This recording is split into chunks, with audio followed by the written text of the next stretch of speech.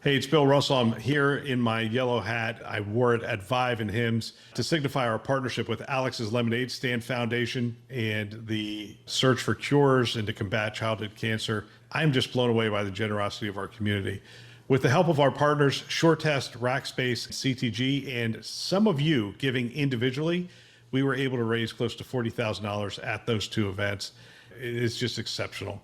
And I would like to thank all of you who have joined us in this cause. If you would like to be a part of it as well, go ahead and hit our page, thisweekhealth.com. You can go to the top blue banner that is on our homepage and click on that to give today. Thank you again for being a part of this effort and this cause. Today in Health IT, how AI is changing the hospital finance executive's role.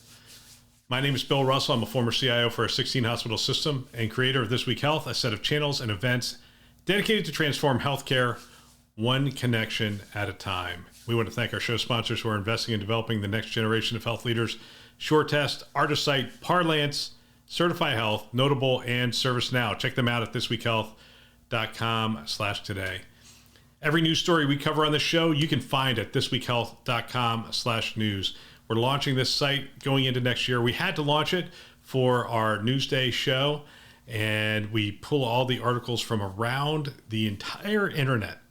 Anywhere you can find a great story on the internet, you can send it to us and we will put it up on our site. And check it out today. Send me some feedback if you get a chance.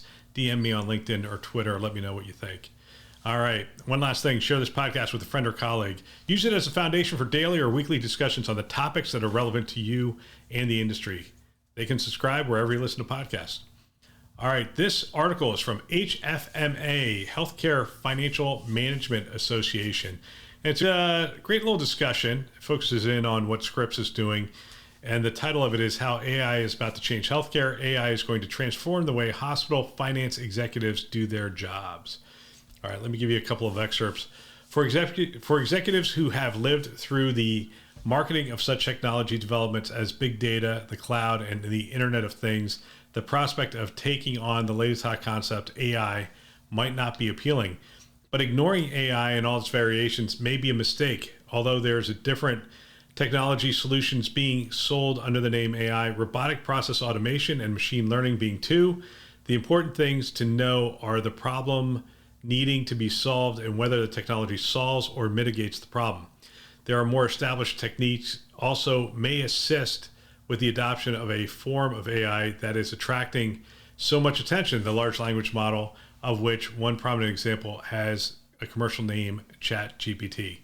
So some hospitals already have begun using LLMs. Scripps Health San Diego has taken the first steps in implementing the approach. In August, the health system started testing a tool that drafts a response to patient inquiries.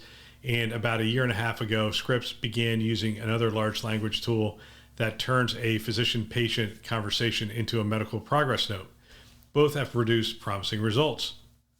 We're continuing to learn through the implementation how to help improve the experience overall, most importantly for the patient and the members of the care team, said Shane Thielman, Corporate Senior Vice President and CIO for Scripps. If we can take some of the administrative burden off of the physician and the members of the care team, we can speed up the cycle time to when a patient gets a response. Scripps executives are looking ahead at ways the technology can be applied in both clinical and non-clinical ways. And like many, they believe it will be transformational. Let's see, another quote. When I sat down and used ChatGPT for the first time, I got a sense that I had gotten since I first played with the internet way back in the 90s, said David Weatherhold, MD, Chief Medical Information Officer for Ambulatory Systems at Scripps Health and an internal medicine physician at Scripps Clinic, Anderson Medical Pavilion in La Jolla. This is a game changer. There are a number of ways that those changes will affect the revenue cycle. Among the potential future applications that we see for revenue cycle specifically is the opportunity to summarize a lot of the data and information that's necessary to generate charges and support accurate coding moving forward, Thielman said. Using an LLM that can comb a patient record and sense keywords through prompts that a business leader would be able to identify, the provider can drive the coders to the information that is going to be most useful to them to generate the codes and get the claims out the door. Thielman said, not all health systems are in a position to adopt ChatGPT-like applications, and there's considerable confusion about when and how to use AI in non-clinical areas and what kind of ROI CFOs can expect. Over the next decade, organizations will need an AI strategy in revenue cycle, and the sooner you start, the very mature use cases like RPA and better, said Brett Anderson, principal of Chartis. It's good to develop an organizational muscle memory so you can be prepared to evaluate options in the future. And he goes on, and there's a bunch more things. They give 6 tips for deploying AI in revenue cycle. Number 1, define your why. This is a good list. Define your why. What problem are you trying to solve? It is so important with these AI projects. There's so much hype around them to make sure you're defining your why, because you're going to want to measure, are we actually achieving our why? So you got to start there.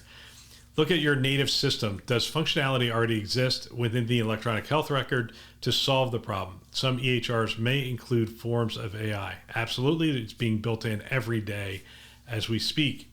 So even if you have a EHR first strategy, it's important to note the maturity of those things, the focus of the EHR organization on really progressing the functionality further, and what you're giving up by waiting for the EHR provider to get there.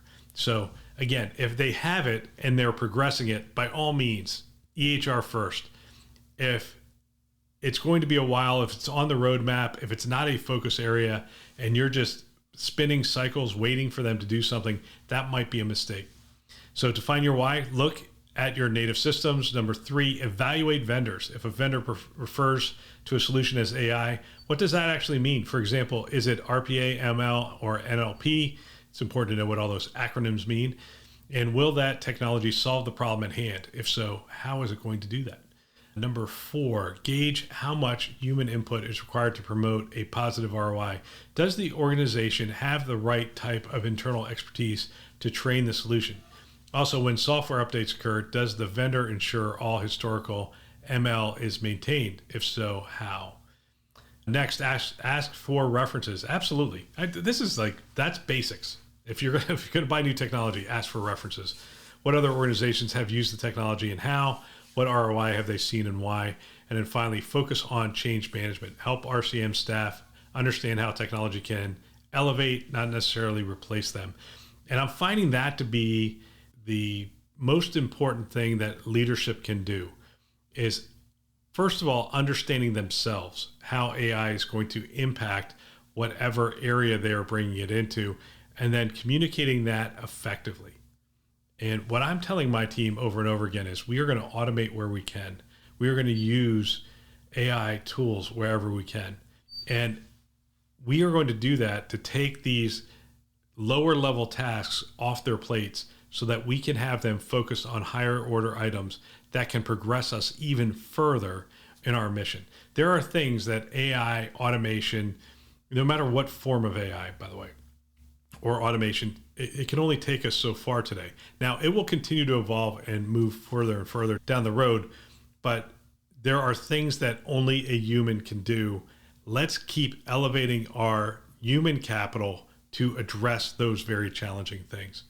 So anyway, good 6 tips. Define your why, look at your native systems, evaluate vendors, gauge how much human input is required to promote a positive ROI, ask for references, focus on change management. I'm impressed with Scripps. I've talked to both these guys, actually, Shane Thielman and Dr. Weatherhold, before about some of the ways they approach technology, and they really do identify that why first. They identify what's the problem they are trying to solve. They put a series of metrics around it before they start a project, and they make sure that they measure that progress so that before, during the project, and after the project. So few organizations follow through and measure the after. Did we receive the benefit that we thought we were going to receive? And I like the way they do it. Again, HFMA, Healthcare Financial Management Association, good article, how AI is about to change. And if you want to find it, you don't even have to go to HFMA. You just go to our website, go to news, and how AI is about to change healthcare is right there on that first page. That's it. That's all for today. It's Tuesday. It's Chime Fall Forum week, so a lot going on. We will see how things progress. But that's all for today. Don't forget to share this podcast with a friend or colleague. Keep the conversation going. We want to thank our channel sponsors who are investing in our mission to develop the next generation of health leaders: SureTest, Artisight, Parlance, Certify Health, Notable, and ServiceNow. Check them out at thisweekhealth.com/today. Thanks for listening. That's all for now.